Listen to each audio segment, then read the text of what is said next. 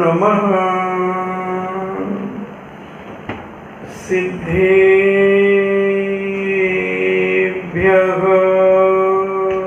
ॐ नमः सिद्धेभ्यः। ॐ नमः सिद्धेभ्यः। ॐ नमः सिद्धेभ्यः।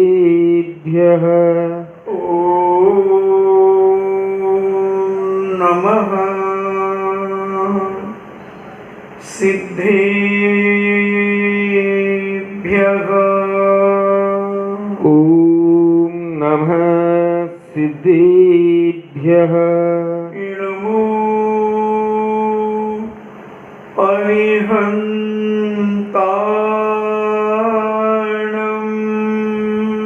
नमो अरिहन्ताणम्। नमो सिद्धाणम्।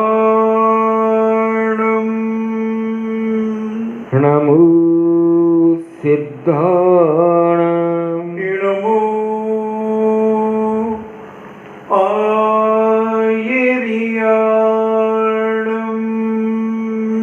नमो आयर्याणम्। नमो उबज्झायाणम्।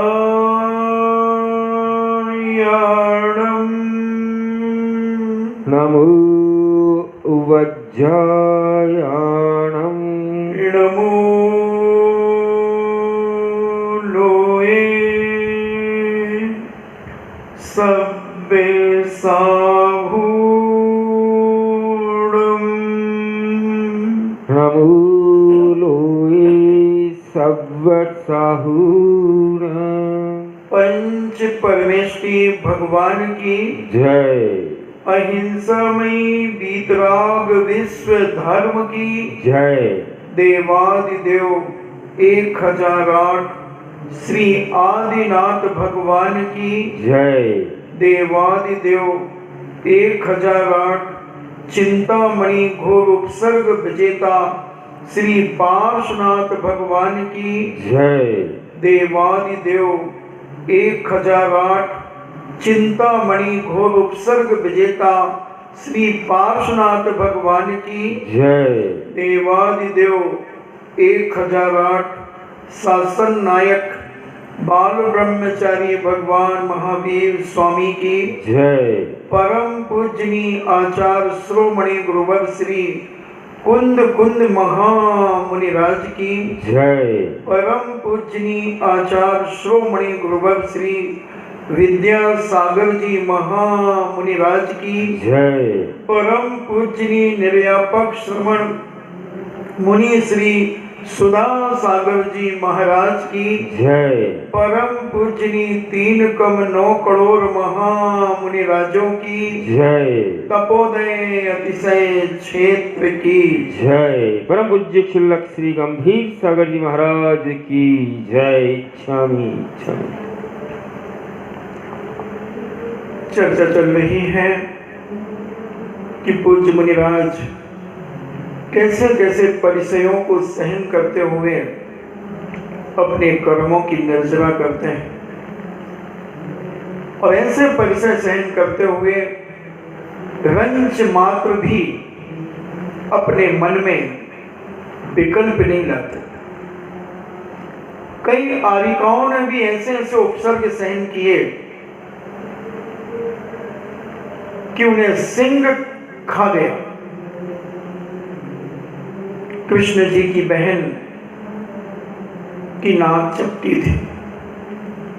जब उन्होंने उन्हें चपटी करके चिढ़ाया करते थे, एक दिन उन्हें मुनिराज के द्वारा पता चला कि पूर्व जन्म में तुम राजकुमार की पर्याय में थी और एक मुनिराज 100 आसन से ध्यान कर रहे थे।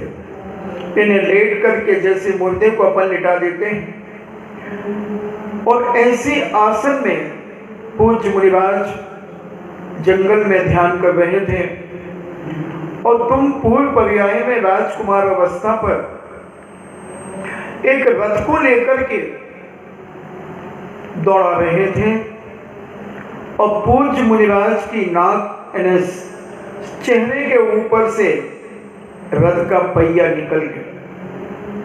उससे मुनिराज की नाक दब गई।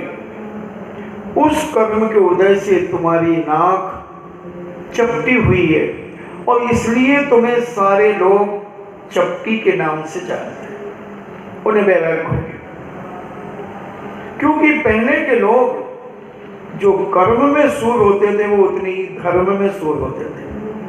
आज का व्यक्ति कर्म में और पाप में सूर है मगर धर्म में शून्य है। धर्म के लिए उसे वैराग्य नहीं आता, धर्म के प्रति उसकी आस्था और श्रद्धा नहीं बनती। और जब वह बालिका, वह राजकुमारी को ये मुनिराजों के द्वारा ज्ञात हुआ, मुनिराजों से, उसने तत्क्षण आर्य का दीक्षा ले ली, तत्क्षण, और जंगल में जाकर ध्यान में बैठ गई। ध्यान में बैठ गई। कुछ डाकू लोग निकले, लुटेरे निकले, वो साक्षात देवी मानकर उन्हें नमस्कार किया और कहा कि हे देवी मां, हम लूटपाट करने जा रहे हैं, अगर हम सफल हो गए तो तुम्हारी हर मनोकामना पूरी करेंगे। और उसी बीच वो चले गए और वो आरिका इतनी दृढ़ होकर के बैठी रही कि सिंह ने आकर के उनका भक्षण कर लिया, भक्षण कर लिया और वो स्वर्ग से सिधार दी। तो ऐसे जो उपसर्ग आरिकाओं ने भी सहन किए, तो हमें अपने अंदर की शक्ति को जागृत करना चाहिए, अपने परिणामों को निर्मल रखना चाहिए। और जितने परिणाम हम निर्मल रखेंगे उतनी सहन शक्ति हमारी बढ़ेगी। और जितने हम राग देश मायाचारी में, छल कपट में, इधर उधर की बातों में अपना समय बिताएंगे उतने हमारे अंदर कमजोरी बढ़ेगी। हम इतने कमजोर हो जाएंगे कि हम थोड़ा सा भी सहन नहीं कर पाएंगे, क्योंकि जितना धर्म के परिणाम व्यक्ति के होते हैं उतनी दृढ़ता उसके अंदर आती चली जाती है। शास्त्रों में यही तो है कि वो हमें मजबूत करते हैं, हमें एक दृढ़ता पैदा करते हैं महापुरुषों के जीवन चरित्र को बताकर कि उन्होंने ऐसी ऐसी कठिनाइयां, परेशानियों को सहन करते रहे, तो हम भी तो कर सकते हैं। और आज तो कुछ परेशानी ही नहीं है। पहले जितनी परेशानियां थी, पहले जितने संकट उपसर्ग थे, परिचय थे, आज तो कोई परेशानी नहीं। फिर भी हम संसार के कार्यों में इतने उलझ गए कि हमें वैराग्य नहीं होता, हम राग ही बढ़ाते चले जाते हैं। कम से कम भावना तो रखें, भले ना बन पाए मगर अंदर से, ऊपर से दिखावे की भावना नहीं, अंदर से परिणाम बनाए कि बात तो ठीक कही जा रही है, क्या करें, हमारा ये पापी मन पाप में ही जाता है, पाप में ही जाता है। कैसे ऐसे खींच करके लाऊं?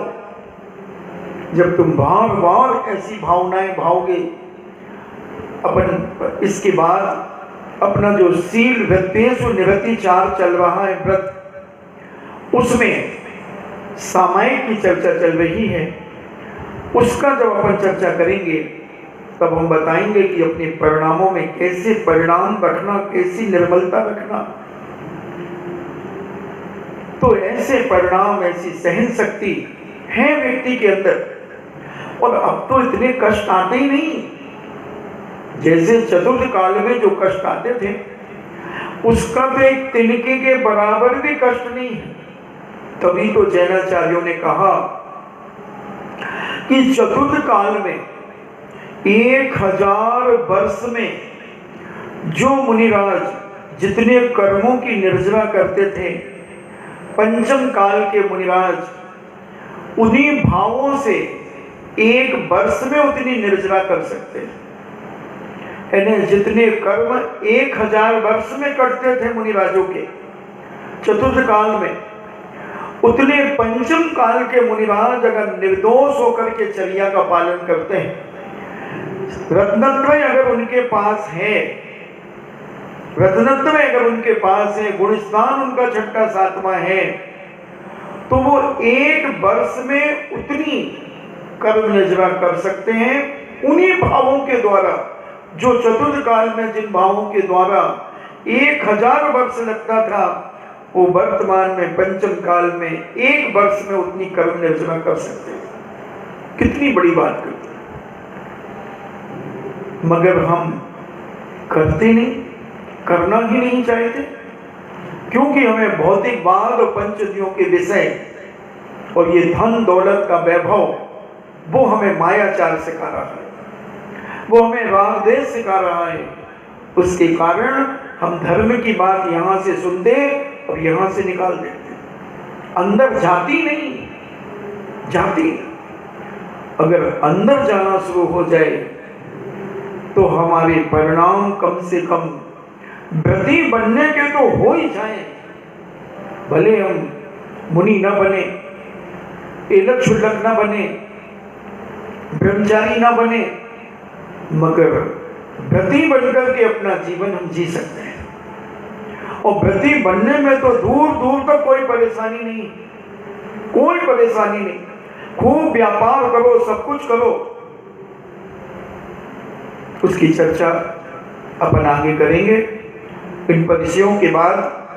तो ऐसे ये परिचय, ये कष्ट, ये संकट, ये उपसर्ग हमारे मुनिराज किस प्रकार से सहन करते हैं, कल अपन ने चर्या परिचय के बारे में समझने का प्रयास किया था। आज निषद्या परिचय के बारे में समझेंगे कि निषद्या कैसे करते हैं मुनिराज। जो मुनिराज किसी गुफा में, पर्वत पर व जंगलों में, वन में किसी वज्रासन आदि कठिन आसन से विराजमान हो जाते हैं। कोई भी आसन लगा ली, वज्रासन लगा ली, सुखासन लगा ली, पद्मासन लगा ली, अर्ध पद्मासन लगा ली, कुक्कुट आसन लगा ली। जैसे मुर्गा, स्कूल में मुर्गा बनाते थे, उसको कुक्कुट आसन कहते हैं।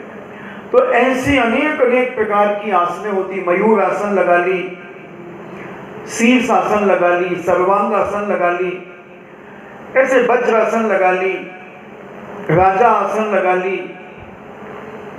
बहुत सारे आसन होते हैं। खड़गासन लगा ली, ऐसे 84 आसन होते हैं।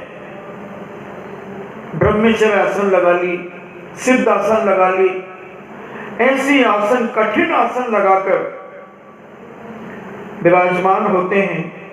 और उस समय भी अनेक उपसर्ग उन पर आ जाते हैं, तथापि वे मुनिराज अपने आसन से कभी चलायमान नहीं होते, इन्हें विचलित नहीं होते, आसन को तोड़ते नहीं। ऐसे इस प्रकार विशेष विशेष कठिन कठिन आसनें लगा करके अपने हृदय को ध्यान में लगाए रहते हैं, यानी अपने मन को ध्यान में लगाए रहते हैं और अपने योग को सदा अचल बनाए रखते हैं।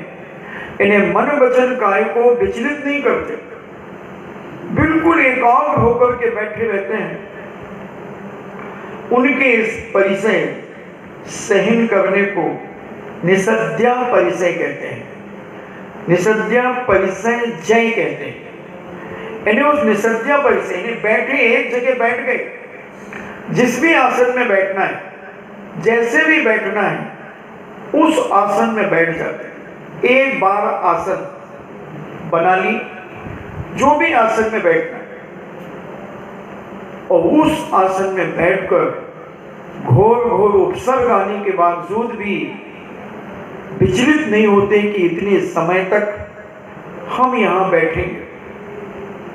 तो यह निसद्या परिसय जय पूज्य मुनिराज अपनी साधना और अपनी मानसिकता को पवित्र बनाकर इस निसद्या परिसय को जीतते हैं।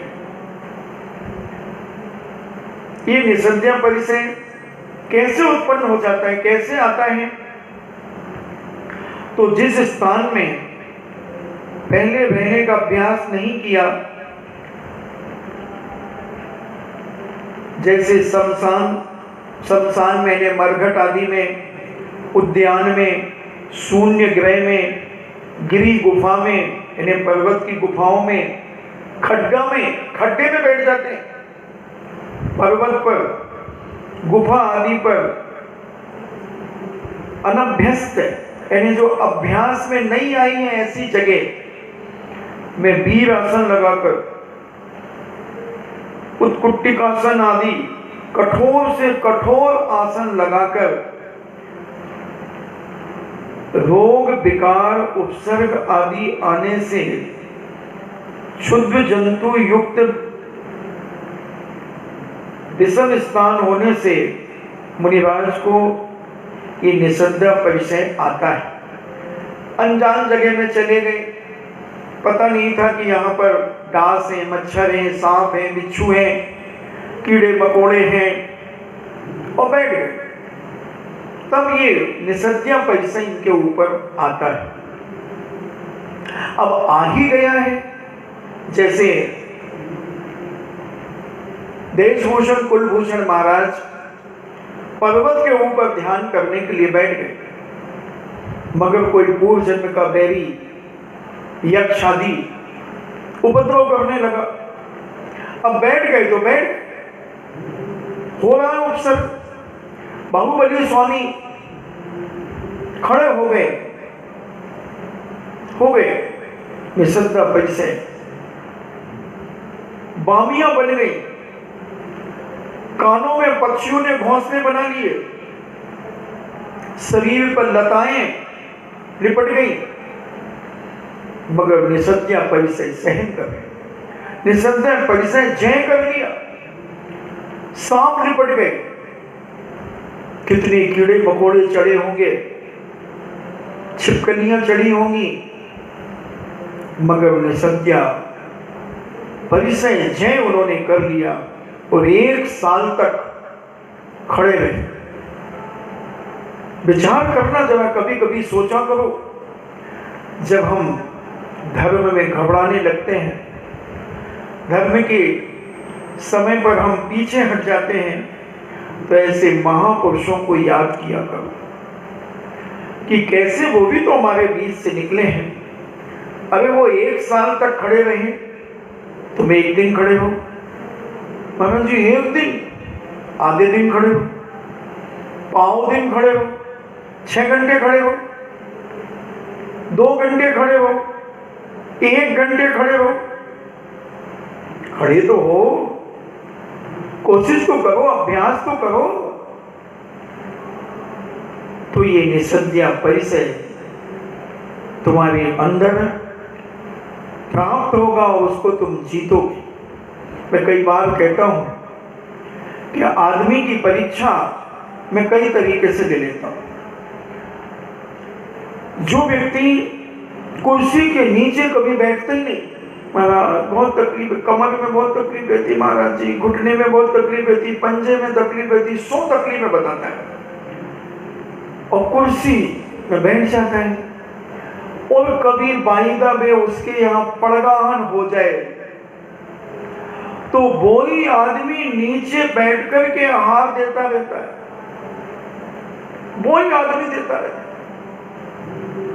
और इतनी सारी तकलीफें बताई उसने, वो बिल्कुल देता रहता, उसे कोई फर्क नहीं पड़ता। फिर वो कहां से आ गई ताकत, कहां से आ गई? तो ऐसे अनेक प्रकार की स्थितियां बनती हैं, और लालच दे दो तो भी आ जाएगा।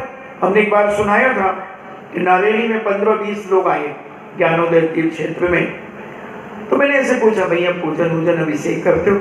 महाराज जी टाइम नहीं मिलता, बिल्कुल भावना तो बहुत रहती है मगर टाइम नहीं मिलता। तो 2-3 लड़के अजमेर के आए, तो मैंने उनसे ऐसे ही कहा, हमने वो मीटिंग चल रही थी ना कमेटी की कि जो अभिषेक पूजन करेगा उनके खाते में 1500 रुपये महीने डालेंगे, तो वो क्या पास हो गया क्या वो? तो बोले हाँ महाराज जी वो चल तो रहा है, मीटिंग चल रही है और वो 1-2 दिन में पास हो जाएगा शायद। तो हमने कहा क्यों भाई, अगर आप लोग पूजन करो तो तुम्हारे खाते में 1500 रुपये महीने डालने लगेगी कमेटी, क्या ना आप दे दो अकाउंट नंबर वगैरह दे दो। 5-7 ने फटाफट अकाउंट नंबर दिए। तो मैंने कहा दरवाजा बंद करो। फिर हमने कहा क्यों रे बेईमानो, अभी तुम्हारे पास समय नहीं था पूजन अभिषेक करने का, और 1500 रुपये महीने डलेंगे, 50 रुपया रोज तुम्हारे खाते में डलेंगे, तो तुम्हें पूजा का समय आ गया तुम्हारे पास। मैंने कहा छली, और जो सुनाई उनको सब नियम लेकर के गए और आज प्रतिदिन अभिषेक पूजन करते हैं। इन्हें आदमी लालच में धर्म करेगा तो उसका कुछ नहीं मिलेगा, कुछ नहीं मिलेगा, और कर्तव्य मानकर के धर्म करेगा तो महान साथी से पुण्य का बंध होगा, महान साथी से पुण्य का बंध। तो हर आदमी अगर थोड़ा सा अपने जीवन में कष्ट सहना शुरू कर दे, उसका भी निसद्या परिचय हो जाएगा, वो भी कष्ट सहन करेगा, उसके भी कर्म निर्जरा होगी। तो ऐसी निसद्या परिचय हमारे पूज्य मुनिराज शमशान में चले जाते, मुर्दे जल रहे हैं और ध्यान में बैठे हैं, उद्यान में कोई बगीचे में चले गए, शून्य खाली मकान पड़ा है उसमें चले गए, खंडर मकान में चले गए, और कैसे भी आसन लगा करके ध्यान में बैठ गए। अनेक प्रकार की आसनें होती हैं, 84 आसनें तो होती हैं, और भी नई नई आसनें होती हैं। उन सब में किसी भी आसन में जिसमें कष्ट ज्यादा होता है तो ऐसी आसन लगा करके बैठते हैं और उसमें राग द्वेष विकल्प नहीं करते, तो वो आसन जय हो जाती, निसद्या परिचय जय कर लेते हैं पूज्य मुनिराज। अब कौन मुनिराज निसद्या परिचय जय होता है, किस मुनिराज को? प्राणी पीड़ा परिहार में तत्पर, संयम विधिज्ञ, यानी जो संयम में विज्ञ होते हैं। अपनी कौन जीतता है उन परिचयों को? जो पीड़ा का परिहार नहीं करते, तकलीफ आने दो, कष्टों को आने दो, और अपने कष्ट कभी किसी को नहीं बताते, किसी को नहीं बताते, सहन करते। प्राणी पीड़ा परिहार में तत्पर, इन्हें दूसरे जीव जंतुओं की कष्टों को दूर करने में जो तत्पर होते हैं, ऐसे संयमी विधिज्ञ, यानी जो संयम में विज्ञ हैं, विशेष हैं, धैर्यशाली हैं, उत्साह संपन्न हैं, हर चीज में उत्साह रहता है। अरे यार मेरी हिम्मत नहीं है, मैं तो नहीं करूं, मैं ना जाऊं, मैं तो यहीं रहूं। नहीं, आप जैसे धर्म के हाथ चलो, खट तैयार। उत्साह संपन्न मुनिराज नाना प्रकार के आसन लगाने में, उपसर्ग आदि आने पर भी किसी मंत्र का प्रयोग नहीं करते, किसी विद्या का प्रयोग नहीं करते, उसको प्रतिकार करने के लिए, उस संकट को हटाने के लिए न मन में भाव लाते, न वचन में लाते हो, न काय में लाते हैं, तथा न ही उपसर्ग आदि दूर करने के लिए मंत्र आदि की अपेक्षा ही करते हैं कि कोई मंत्र सिद्धि होती तो मैं उस मंत्र सिद्धि से इस संकट को दूर कर देता। नहीं, जैसे हमारे यशोधर महाराज ध्यान में लीन थे। सैनिक राजा ने 500 शिकारी कुत्ते उनके ऊपर छोड़ दिए, वो विचलित नहीं हुए। निसंध्या एक आसन पर बैठे हुए, जिस आसन पर बैठे थे। जब उसके बाद उसने देखा कि इसने मंत्रों के द्वारा तो कीलित नहीं कर दिया इन 500 कुत्तों को, उन्होंने एक बहुत भयंकर अजगर उसको तीरों के द्वारा मार करके और मुनिराज के गले में डाल दिया। फिर भी मुनिराज अपने स्थान से टस के मस नहीं हुए, हिले नहीं, डुले नहीं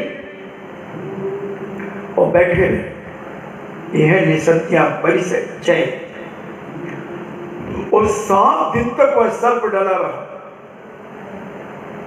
बताते सांप का खून मीठा होता है और उसके खून में चींटियां लग जाती हैं, लाल चींटियां, और पूरे शरीर में चींटियों ने काट दिया। फिर भी पूज्य मुनिराज विचलित नहीं हुए, हिले डुले नहीं। यह निसंध्या परिचय जय। तो ऐसे अनेक उदाहरण आते हैं। हमारे 5 पांडव मुनि बने।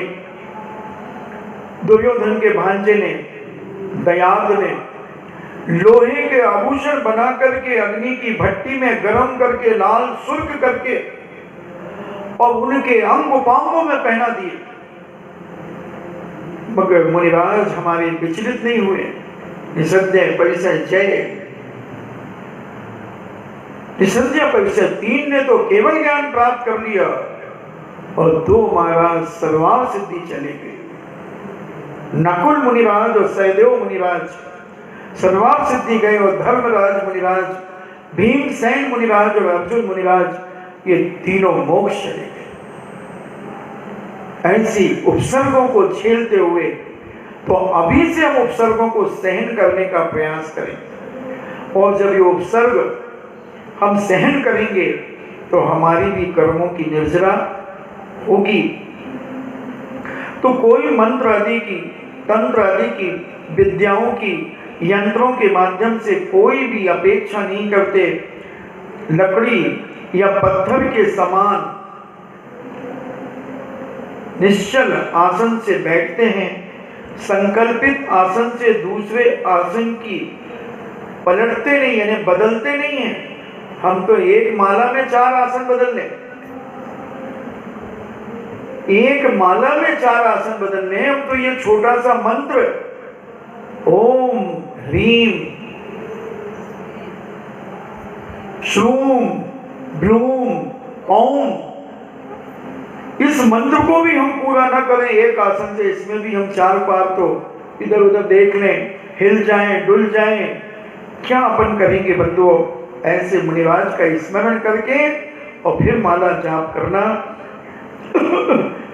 नहीं बदलते, हिलना आदि दोषों को जीतते हैं। उन परम संयमी जनों में निसंध्या परिचय जय होता है। जो मुनिराज समस्त दिशाओं को लुप्त करने वाले महान अंधकार से लंबी दिखने वाली रात्रि को अनिवार्य महात्म्य के विस्तार से युक्त योगों के द्वारा मूर्त के समान व्यतीत कर देते हैं। यानी कुछ मुनिराज भयंकर अंधकारमय रात्रि को ऐसे ध्यान में बैठ जाते हैं जैसे एक मूर्ति हुआ है और रात निकल जाती है। पता नहीं चलता उनको कि इतनी बड़ी रात कैसे निकल गई। घनघोर अंधकार है जिस रात्रि में, अमावस्या की काली रात है, अनेक अनेक पेड़ों के अंधकार हैं और उस अंधकार घनघोर जंगल में पूज्य मुनिराज ध्यान में बैठ जाते हैं। और कैसी भयंकर शीत हवाएं चल रही हैं, गर्म हवाएं चल रही हैं, फिर भी उसकी परवाह ना करते हुए पूरी रात ऐसे व्यतीत कर देते हैं जैसे अभी एक अंतर मुहूर्त हुआ है, एक मुहूर्त हुआ है, और व्यतीत कर देते हैं। स्त्री समूह पशु तथा पाप कर्म से रहित मनोहर स्थान में आसन लगाकर बैठते हैं और ऐसे बैठते हैं कि अत्यंत क्रूर राक्षस भी उनके ध्यान को खंडित नहीं कर सकता। ऐसे साफ सुथरे स्थान में बैठ जाते हैं और फिर बड़े बड़े व्यंतर देव भी आ जाएं, किन्नर किम पुरुष राक्षस आदि आ जाएं और अनेक अनेक प्रकार से उन्हें विचलित करें, तो भी वो अपनी आसन को विचलित नहीं करते। ऐसी ये निसद्या परिसय जय जीतने वाले मुनिराज को कोटि कोटि नमोस्तु नमोस्तु नमोस्तु। हे भगवान, हमें भी ऐसी शक्ति प्रदान करो, हमारे अंदर भी ऐसा उत्साह जागृत हो कि जब हम माला फेरने बैठे तो भावना भाए कि हे भगवान, ये माला कम से कम जिस आसन से बैठा हूं वो एक माला तक तो ये आसन बनी रहे। और वैसे धीरे धीरे जब हम अभ्यास करेंगे तो वह आसन हमारी हमें सिद्ध हो जाएगी, और आसन जब सिद्ध होगी तो हमारे सब काम सिद्ध होते चले जाएंगे। हमने तो कहा था 1 मिनट से शुरू करो। बोलो आज अभी 2-3 दिन बाद 11 महीने होने वाले, अगर 1 मिनट प्रतिदिन हम बढ़ाते पहले दिन से लेकर आज तक, तो कितने दिन हो जाते? 11 महीने में 330 दिन मान लो, 330 दिन, और एक दिन में 1 मिनट बढ़ाते तो 330 मिनट हो जाते। यानी 5 घंटे 30 मिनट 5.5 घंटे तुम डंगे की चोट पे एक आसन से बैठे रह सकते थे। ऐसा आनंद, ऐसा मौका मिलता है, मगर हमने उपयोग नहीं किया। हम ऐसा आराम में अपना समय बिताना चाहते हैं। बंधुओं, जितना ऐसा आराम में समय बिताओगे उतना पुण्य क्षीण होता चला जाएगा, और जितने कष्टों में अपना समय बिताओगे उतना पुण्य तुम्हारे खाते में जमा होता चला जाएगा। इच्छा निरोधा तपा, इसी का नाम तो तप है। मन कह रहा है कि आसन बदलो, इच्छा हो रही है आसन बदलो, और हमने कहा नहीं बदलेंगे आसन, जब तक पूरी माला नहीं होगी जब तक हम आसन नहीं बदलेंगे। बेबू को मत देखना कितना बचा है, उसको मत देखना भी माला कितनी बची है, और जल्दी जल्दी मत करना। जैसे शुरू में माला शुरू की थी वैसे ही अंत में उसी स्पीड से होना चाहिए। क्या फर्क पड़ेगा, थोड़ा सा पंजा शून्य हो जाएगा, थोड़ी जान शून्य हो जाएगी, कोई बात नहीं। अगर जान पंजा शून्य हो जाए तो इन 2 उंगलियों से अंगूठे को ऐसे घिस लेना तो शून्यता खत्म हो जाएगी। मगर आसन सिद्ध को करो, कम से कम प्रत्येक व्यक्ति 48 मिनट आसन तो एक लगा करके बैठे। इतनी बड़ी जिंदगी में अगर हमने अपनी जिंदगी में 1.25 घंटे की आसन की सिद्धि नहीं की तो धिक्कार है हमारी जिंदगी को। हमने क्या पाया?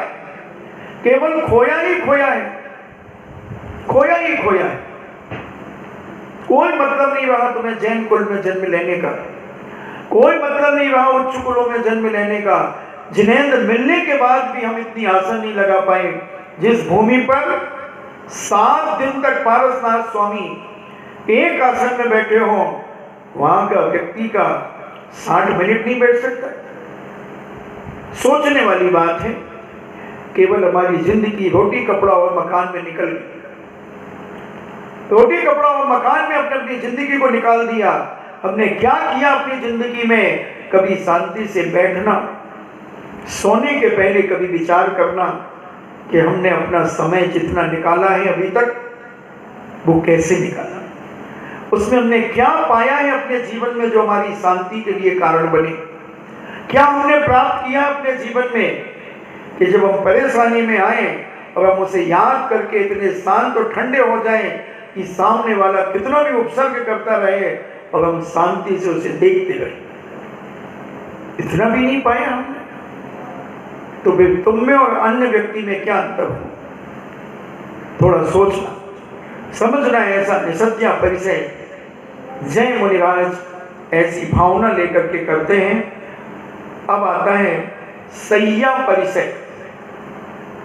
सैया परिचय स्वाध्याय, ध्यान या मार्ग का सम स्वाध्याय करने से भी थकान आती है, स्वाध्याय करने से भी आंखों में नींद आती है, शरीर में कष्ट आता है। ध्यान या मार्ग यानी विहार में जो श्रम से थके हुए मुनिराज तीक्ष्ण, विषम, ऊंची नीची या अधिक ककरीली वेद आदि से व्याप्त भूमि में जो एक पसवाड़े से यानी एक करवट से या दंडाकार आदि रूप से शयन करते हैं, उसे शयन करते हैं। उस शयन आदि में जो शैया के निमित्त से शरीर में पीड़ा होती है, वह शैया परिसय कहलाता है। अब विहार कर रहे, कहीं जैसी ऊबड़ ऊंची नीची जमीन मिली, सो गए, लेट गए एक करवट से। अब उस लेटने में थकान तो कम हुई, मगर और अनेक प्रकार की परेशानियां, कमर दर्द होने लगी, पांव दर्द होने लगा, गर्दन दर्द होने लगी, तो भी उसको पलटते नहीं, सीधी नहीं करते गर्दन, सीधे नहीं लेटते, एक करवट से लेट गए और उस कष्टों को सहन करते चले जाते हैं। वो शैया परिसय कहलाता है। पाटा भी मिला तो उसके ऊबड़ खाबड़ पटिए हैं, चिकने नहीं है पटिए, कील निकल रही हैं, फिर भी पूज्य मुनिराज उस पाटे पर लेट जाते हैं। ऐसे ये शैया परिसय ऐसे उत्पन्न करते हैं। ध्यान और अध्ययन में हुए श्रम के कारण रात्रि में भूमि में एक करवट से बिना कुछ ओढ़े हुए अल्प निद्रा लेना शैया परिसय है। ऐसे नहीं कि अब थके हैं तो 8 बजे गधे घोड़े बेच के सोए तो सुबह 9 बजे भी अरे आप उठो ना, और अब तो मालूम नहीं, अगर बहुत थके थे हम तो सो रहे हैं। नहीं, वही 3-4 बजे जो मुनिराज उठते हैं, सच्चे मुनिराज की बात कर रहा हूं, फर्जियों की बात नहीं कर रहा हूं। तो ऐसे सच्चे मुनिराज 3 बजे 3:30 बजे उठना शुरू कर देते हैं, चाहे वो विहार करके आए, चाहे स्वाध्याय करें, चाहे कैसे भी शरीर थका हो, फिर भी समय पर अपने सभी आवश्यक करते हैं। ऐसे पूज्य मुनिराज इस शैया परिसय को जीतने का प्रयास करते हैं। तो कैसे जीतते हैं? जो मुनिराज स्वाध्याय, ध्यान और योग और मार्ग का परिश्रम दूर करने से के लिए युक्ति पूर्वक मुहूर्त मात्र की निद्रा लेते हैं। कितनी निद्रा? 48 मिनट, एक मुहूर्त मात्र की निद्रा का अनुभव करते हैं। उस समय में भी अपने हृदय को अपने बस में रखते हैं, यानी अपने मन को बस में रखते हैं और दंड के समान एक करवट लेकर के सोते हैं। सिंह आदि का उपद्रव होने पर शेर, चीते आदि अनेक जंगली जानवर आने पर भी वह करवट नहीं बदलते, उसको शैया परिसय जय कहते हैं। यानी जैसी अवस्था में एक बार सो गए तो वैसे ही अवस्था में उठना।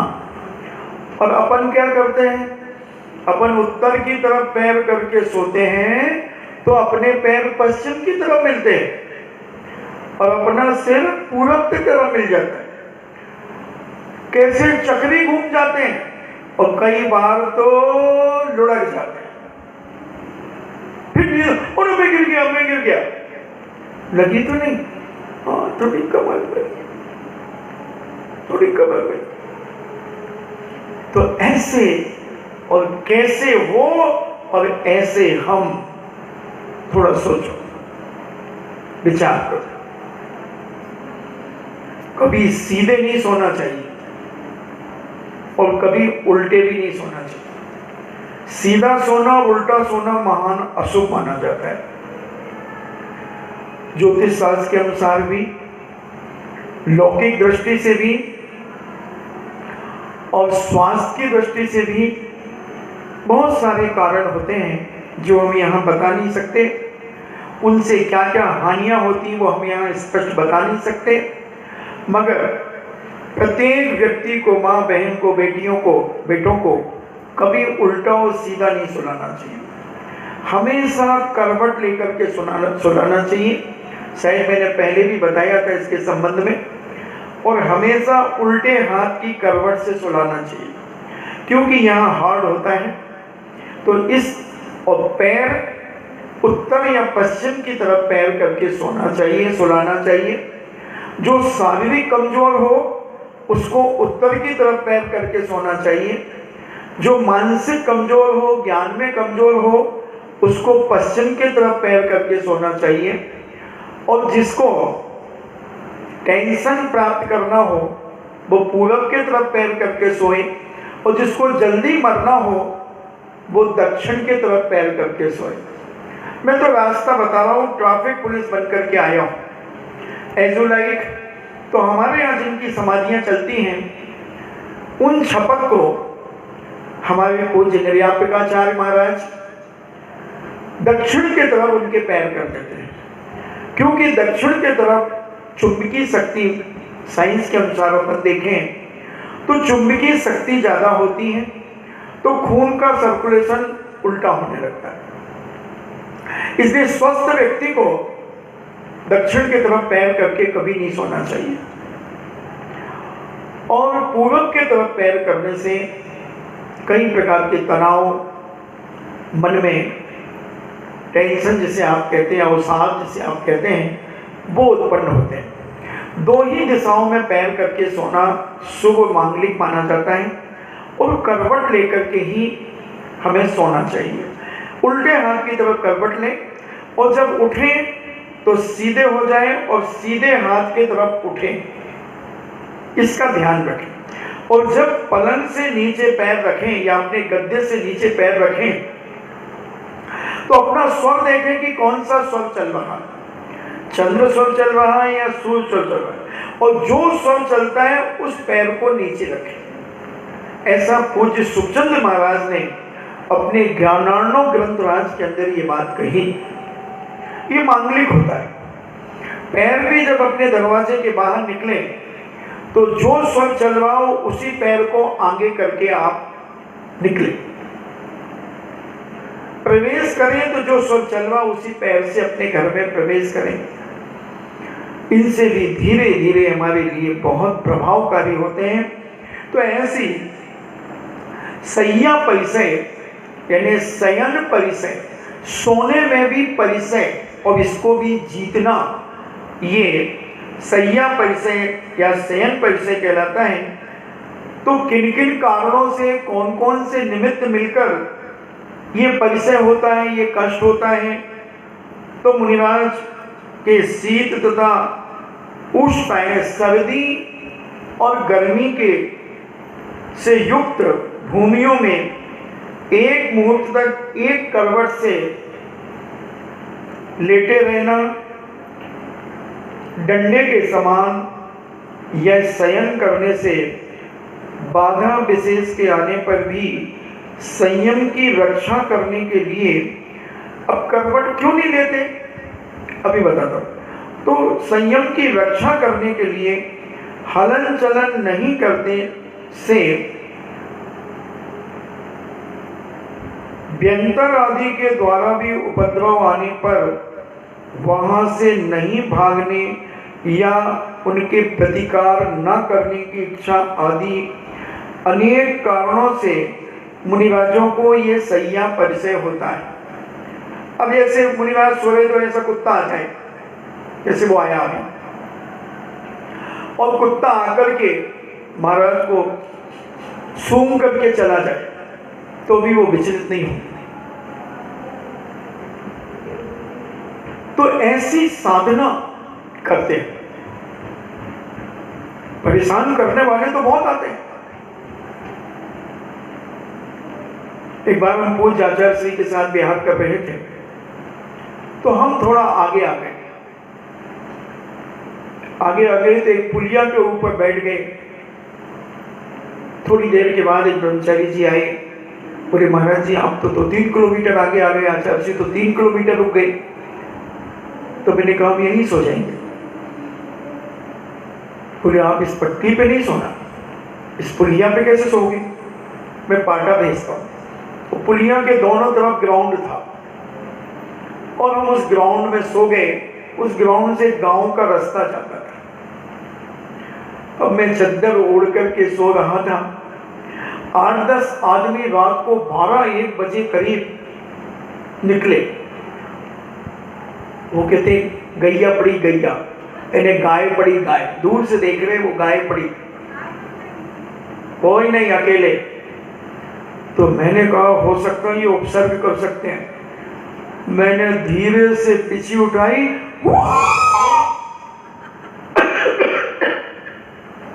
3-4 बार किसी वो ऐसे दौड़े कि वो भागते ही गए। वो उपसर्ग मेरे ऊपर कर रहे थे, उनके ऊपर उपसर्ग हो गया। ये जब हम सोनागिर के लिए पूज्य आचार्य श्री के साथ जा रहे थे, 1988 की बात होगी, तो ऐसे उपसर्ग हो जाते हैं। फिर 3 बजे रात में एक पत्रकार आ गया और दूसरे दिन, उसी दिन जन्माष्टमी थी, तो वो पत्रकार मेरे से पूछने लगा कि आप कृष्ण के बारे में आपके क्या विचार हैं? कि हमने विचार दे दिए उसको। तो ऐसी परेशानियां, तो उस समय तो जंगलों में मुनिराज रहते थे, कैसी कैसी परेशानियां होती होंगी, फिर भी मुनिराज विचलित नहीं होते थे। तो ऐसी दृढ़ शक्ति हम अपने जीवन में प्राप्त करने के लिए अभ्यास करें। तो ऐसा सैया परिसय पूज्य मुनिराज जीतते हैं और कभी ऐसी परेशानी आने पर भागते नहीं हैं, करवट नहीं बदलते। तो करवट क्यों नहीं बदलते? क्योंकि अब करवट बदलेंगे तो उस जगह पे जीव जंतु हो सकते हैं, छोटे छोटे कीड़े मकोड़े आ सकते हैं। अगर करवट इसलिए नहीं बदलते, वो महान साधक कहलाते हैं। और हम लोग अगर कभी बदलते हैं तो पहले पीछे से परिमार्जन करते हैं उस जगह का और फिर करवट बदलते हैं। क्योंकि छोटे छोटे जीव जंतु आ ही जाते हैं। अब ये पानी गिर गया, अब बहुत सारी पंखियां होना शुरू होंगी, चींटियां, पंखदार चींटियां होंगी, गुच्छों के गुच्छे होंगे। इसलिए जितनी कम से कम लाइट जलाओ, लाइट जलाओ ही नहीं तो बहुत अच्छा रहेगा। कल से अपन भी व्यवस्था बनाना चाहते हैं, ये सब बंद करा देंगे पीछे की, क्योंकि जैन धर्म अहिंसा धर्म है। तो ऐसा सैया परिसय आने पर हमारे मुनिराज विचलित नहीं होते हैं, उसका प्रतिकार करने का भाव भी अपने मन में नहीं लाते हैं। तो पूज्य कैसे हैं जो इस परिसय जय को, सैया परिसय जय कैसे प्राप्त करते हैं, क्या करते हैं? तो मरण के भय से रहित, जिनको मरने का भी कोई भय नहीं है कि मर जाऊंगा, गिरी हुई लकड़ी के समान, मुर्दे के समान निश्चल पड़े रहने वाले मुनिराज। जैसे तुमने कोई लकड़ी गिरा दी, ऐसे मुनिराज उस जगह को एक बार परिमार्जन करके और वहां लेट जाते हैं। अब वहां पर चाहे वो शेर का स्थान हो, चाहे व्याघ्र का स्थान हो, चाहे सर्प का हो, आदि दुष्ट जीवों से भरा क्यों न हो, यहां से शीघ्र ही निकलकर जाना श्रेष्ठकर है। कब यह रात्रि समाप्त होगी, जब निकलेंगे। इस प्रकार संकल्प विकल्प नहीं करने वाले सुख स्थान के मिलने पर भी हर्ष से उन्मत्त नहीं होने वाले पूर्व में अनुभूत नवनीत के समान मृदु सैया को स्मरण न करके पूर्व जन्मों में या पहले ग्रस्त जीवन में बड़े बड़े डल्लप पिलो के गद्दों पर सोए हैं, मखमल के चद्दर बिछा करके सोए हैं, उनका स्मरण नहीं करते। और कैसी भी स्थान पर जैसी जगह मिली उस स्थान पर पूज्य मुनिराज आगम युक्त विधि के द्वारा शयन करने वाले तथा आगमोक्त विधि से च्युत नहीं होने वाले साधु जनों के ये सैया परिचय जय होता है, जिन्होंने बहुत अभ्यास किए और जिसका उद्देश्य है कर्म निर्जरा करना, कि कर्म क्षयात, कि जो भी कार्य मुनिराज करेंगे उनका इंटेंशन है कि कर्मों का क्षय होना चाहिए। बस कर्म क्षयात, दिखावे के लिए नहीं, दूसरों को बताने के लिए नहीं, अपने आप अपनी साधना करते चले जाते हैं। ऐसे पूज्य मुनिराज इस परिचय जय को अपने जीवन में प्राप्त करते हैं। ऐसी झंझा वायु से ताड़ित, ऐसी साए साए हवा चल रही है, आवाज कर रही है हवा, और ऐसा झंझावात सहित दुखी उल्लू कहने उल्लू आदि संगलियां के शब्द यानी सियाल आदि सिंगार आदि जो हैं उनके शब्द ही जिनका भयंकर स्वर है। उल्लू रात को बोल रहा है, आवाज वायु की इतनी तेज आवाज चल रही है, श्रगाल आदि, लोमड़ी आदि, शेर, चीते, हाथी आदि आवाज कर रहे हैं।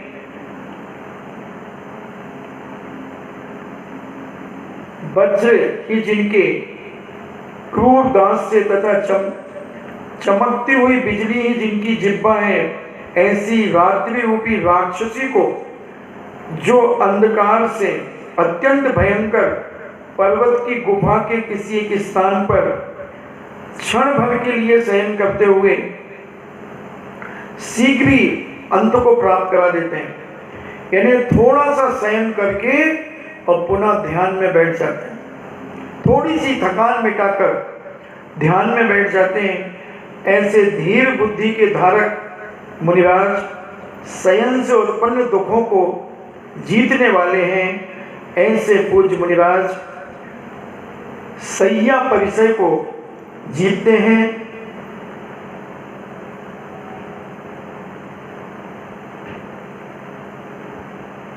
तो ऐसे मुनिराज हमारे जीवन में कब उनके दर्शन हो, ऐसी साधना करने वाले मुनिराजों के हम कब दर्शन करें और अपने आप में ऐसी भावना भाई कि हे भगवान मेरे अंदर भी ऐसी शक्ति प्राप्त हो कि मैं भी कम से कम इस शरीर का काय क्लेश करते हुए कर्मों की निर्जरा करें।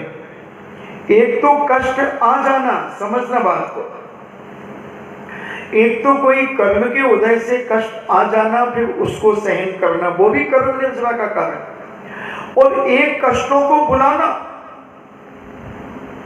कमरे के अंदर पूज्य मुनिराज बैठे थे और शाम हुई तो छत पे बैठते हैं। आज कब? गर्मी में नहीं, ठंड में, भीषण कड़कड़ाने की ठंड है, और कहते चलो छत में सामायिक करेंगे, छत में सामायिक करेंगे। तो ये है उपसर्गों को बुलाना, कष्टों को बुला करके उसमें समता भाव रखना।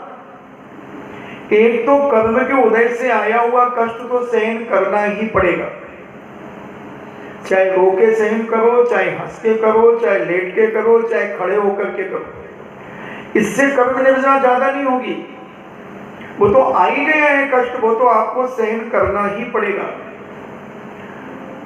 और एक स्वस्थ है, सब कुछ है, कमरे में दरवाजे भी हैं, सब है, उसके बाद भी बाहर निकल करके बैठना, वो है परिचय। और उसमें विचलित नहीं होना, न मन को विचलित करना, न वचन को विचलित करना और न काय को विचलित करना। ऐसी भावना भा करके हमारे पूज्य साधु महाराज जो सच्चे साधु होते हैं, उनका एक ही उद्देश्य होता है कि मैं अपने कर्मों को कैसे नष्ट करूं, कर्मों को कैसे काटूं, और अपना उद्देश्य होता है कि कितने सुख प्राप्त करूं, कैसे सुखों को और बुलाऊं। जैसे ठंड लगी, एक कंबल और डाल देना जरा, ठंड लग रही है एक वो कंबल। अरे मम्मी कंबल तो 2 ओढ़ी हो, तुम रजाई भी ओढ़ी हो, डाल दे बेटा, डाल दे, सीला के मारे तो डाल दे बेटा। तो थारे वजन से ही ज्यादा हो जाए कोई बात नहीं, मैं तो सह ले, डाल दे बेटा। मैं पाँव को खुले पाँव तो सुकुड़ को डाली, मैं तो पुटरिया सी डाली, डाल दे। अब बोलो, उस समय तुम्हें मुनिराज को याद करना चाहिए कि चौराहे पर ध्यान में बैठे हैं मुनिराज, नदी के किनारे बैठे हैं मुनिराज। हम तो 2 कंबल, एक रजाई के बाद एक कंबल और नहीं, एक कंबल और हटा दो। तो विचार करो कि धन्य है महामुनिराज, आप कैसे बैठे हो, कैसे पशु चौराहों पर बैठे होंगे, रात को ठुठुर रहे होंगे, गाय भैंस कुत्ता बिल्ली कैसे ठंड निकालते होंगे, और तुम भी एक रजाई कम कर दो और शांति से उनका स्मरण करते हुए तुम अपनी निद्रा निकालो। बहुत कर्मों की निर्जरा कर लोगे, बहुत पुण्य का साथी से अपने जीवन में बंद कर लोगे। तो ऐसे अपन ने निसद्या परिचय को समझा कि निसद्या परिचय कैसे सहन करते हैं अपन। वो 24-24 घंटे 4-4 महीने करते हैं, तुम कम से कम 4 दिन कर लो। क्या मारा 4 दिन? नहीं, 4 घंटे कर लो। मैं 4 घंटे भी नहीं करूँ तो मैं 1 घंटा कर लो, आधा घंटा कर लो, 15 मिनट कर लो। जब अच्छे मच्छर हो तो 15 मिनट हम चद्दर नहीं ओढ़ेंगे, चल इतना कर। महाराज पूरे मच्छर काट देंगे। फिर मुनिराज का क्या होता होगा? जिन मुनिराज की चटाई का त्याग है,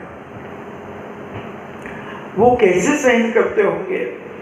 थोड़ा अनुभव तो करो, कभी तो महाराज बनोगे, कभी तो आरिका बनोगे, इस जन्म में ना सही। अब इस बार चलो बूढ़े हो गए, नहीं बनेंगे, 2 प्रथमा तो लो। खाते खाते तो जिंदगी निकल गई। नहीं तो जैन कुल के बाद जौन बनोगे, जौन कुल में जन्म लोगे, क्योंकि परिणाम हमारा त्याग तपस्या का नहीं बन रहा है। संत समागम की यही तो सार्थकता है कि वो संत भले ना बने मगर संतोषी अवश्य हो जाता है। हमारे पास न संतोष है, भले नाम किसी का संतोष हो मगर संतोष नहीं है, संतोष नहीं है। भले किसी का नाम शांतिलाल हो मगर शांति नहीं है, शांति नहीं है। मगर भले किसी का नाम मनोरमा हो मगर मन अभी संसार में रम रहा है, अभी धर्म में नहीं रम रहा है। हाँ, हम समझें अपने जीवन को और जितना सरल और जितना पवित्र बना सकें उतना बनाने का प्रयास करें। तभी ये मनुष्य पर्याय की सार्थकता, तभी ये जीवन ऐसे कष्टों में सहन करने की ताकत जिसने दिखाई, वही व्यक्ति का जीवन पवित्र और महान होगा। इसलिए सहन करा करो, हर चीज सहन करने का प्रयास करो। थोड़ा सा कुछ हुआ, आप छींक, एक छींक आई और हमने विक्स की गोली लो, उकाली बना देना। मैं तो पूरा सिर फटा जा रहा, कैसे जुकाम हो गया, भीगी मैं भीगी, माथे पे पानी पड़ गयो मारो, मैं भीगी भाई, गीला कपड़ा पहना रहा, उठी को नहीं, मैं तो जुकाम होगी भाई, उकाली बना दे, उकाली। काली काली कलकत्ते वाली उकाली बना दो। ये सारी चीजें सहन करो, एक छींक में दवाई आ जाती है, एक छींक में। थोड़ा सा सिर दर्द हुआ नहीं और टैबलेट, एनासिड, एस्ट्रो, आनंदकर, करोसिन, कौन सी आती है, डिप, एक और आती वो पानी में डाल देते ना वो, डिस्पेन, खूब सारी गोलियां, कई घरों में अभी सबके बैगों में रखी होंगी दवाइयां। एक भी अभी सबके कमरे चेक करूं तो सबके कमरों में दवाइयों का एक अलग से छोटा सा बटुआ होगा। हाँ, मैं तो जानू अड्डी में भी एक आंख और एक कान तो सारे भारत में घूमे। बचो, सहन करो, और जितनी जल्दी दवाई लोगे उतनी सहन शक्ति कम होती चली जाती है। 3 दिन के बाद दवाई लेना शुरू करना चाहिए, चाहे वो बुखार हो और चाहे सर्दी जुकाम खांसी हो। पहले सहन तो करो, भोजन से ठीक करो पहले रोग को, और भोजन से ठीक कर लोगे तो तुम खुद वैद्य माने जाओगे। और पहचान है, पैर गरम पेट नरम सिर ठंडा, आए वैद्य तो मारो डंडा। जिसके पैर गरम है, पेट नरम है और सिर ठंडा है, वो स्वस्थ है, उसके पास वैद्य की कोई जरूरत नहीं। इसलिए अपने खान पान को मौसम के अनुसार कन्वर्ट करते रहो। अब ले पानी भी गिर रहा, ले दही और ले ले, ठंडाई और पी ले, शिकंजी और पी ले, जीरे का पानी और ले ले, पुदीना और आंवले का पानी और ले ले। नहीं, मौसम के अनुसार अब अपच होना शुरू हो जाएगा आषाढ़ में। इसलिए उन्होंने कहा बेल का तो त्याग करो और खेलो कूदो, यानी मेहनत करो शरीर से। इतना बड़ा क्षेत्र है, 10-5 चक्कर लगाओ कम से कम। मोहन जी 10-5, मैं तो भोजनशाला जाऊं, कमरा जाऊं, वो से ही थक जाऊंगा। नहीं, घूमो। अब ये नहीं तो फिर गुड़ होगा, फिर अपन नहीं चाहते। इसलिए आषाढ़ के महीने में आयुर्वेदाचार्यों ने कहा कि खेलो, खेल में यानी शारीरिक मेहनत करो। जिनवाणी स्तुति के लिए खड़े होते हैं। बीरे हिमाचल तेने किसी गुरु गौतम के मुख कुंड डरी है,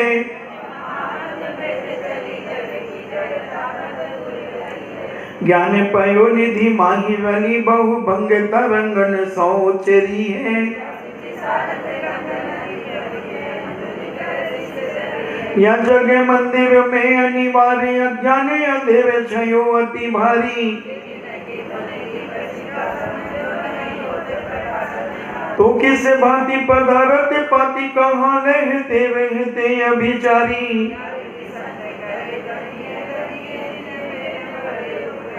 जिनवाणी के ज्ञान से सूझे लोकालोक, सो वाणी मस्तक धरो सदा दे तू धो।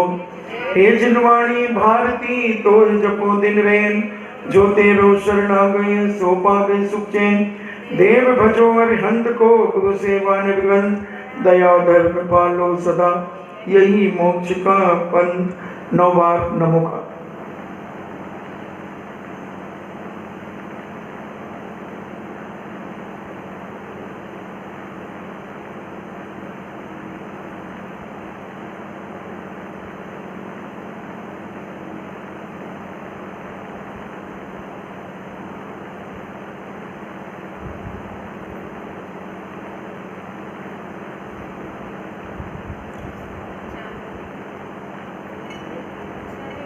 परम पूजनी द्वादशांग चिन्वाणी माता की सुत देवता सुत देवता सुत देवता जैनम जेतु शासनम जैनम जेतु शासनम जैनम जेतु शासनम।